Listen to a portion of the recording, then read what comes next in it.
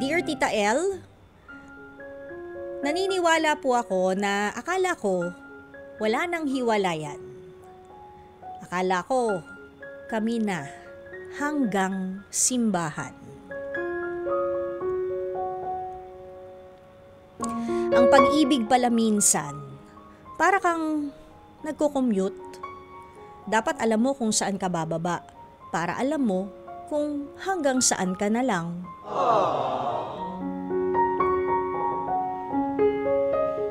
Ang tagal na po namin, Tita El.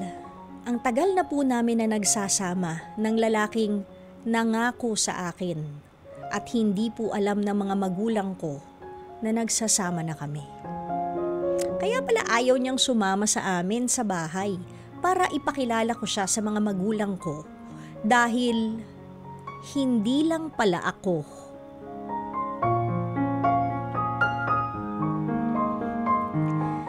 Dalawang taon bago ko nalamang may ibang direksyon ang kanyang sagwan.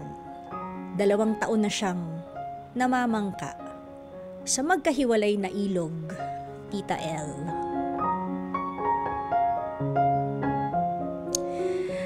Naalala ko lang po ang 2 taon dahil magbo-birthday na ulit ang anak ko. Magdadalawang taon na po akong single mother.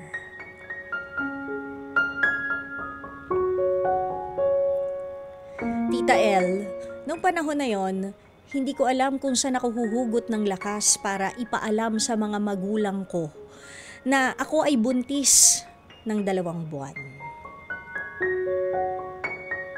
Hindi ko alam kung ano ang magiging reaksyon nila.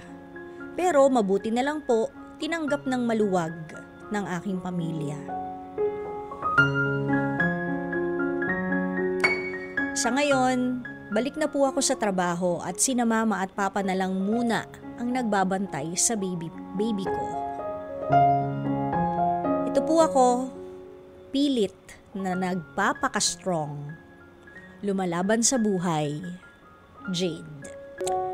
Jade, hindi ko ma-imagine yung situation kung nasaan ka ngayon. Pero sa sulat mo, sinabi mo na pilit kang nagpapaka-strong at you are moving forward mula dito sa mga hindi magandang karanasan sa buhay mo. Hindi ibig sabihin na porket naanakan ka ng isang lalaki at meron siyang iba bukod sa'yo, hihinto ng mundo mo. Ngayon na meron ka ng bagets, doon tayo mag-focus.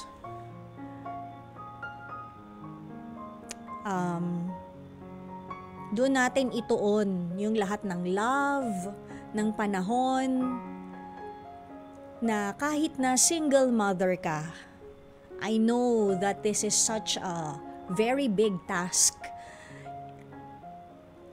Pero kahit na single mother ka, iparamdam mo sa anak mo na kumpleto pa rin siya.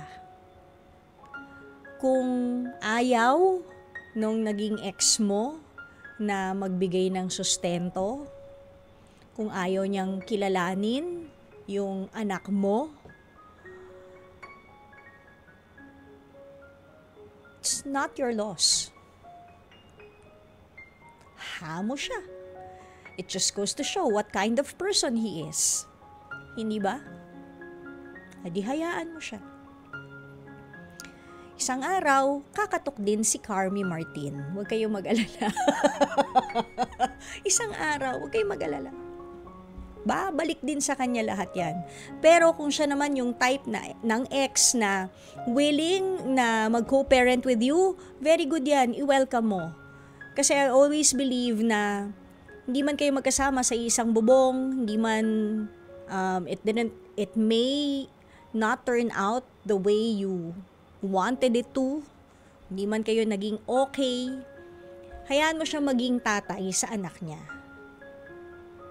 Hayaan mong makilala ng anak mo kung sino yung tatay niya. Yun, kung willing lang, walang pilitan. Kung ayaw, dun tayo ulit sa option number 1. Hindi mo kawalan yon. At Pinatunayan niya lang sa'yo kung anong klaseng tao talaga siya.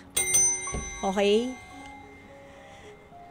So sana isang araw, pag malaki na yung anak mo, hindi rin kasi nakalagay dito kung lalaki o babae yung bagets mo.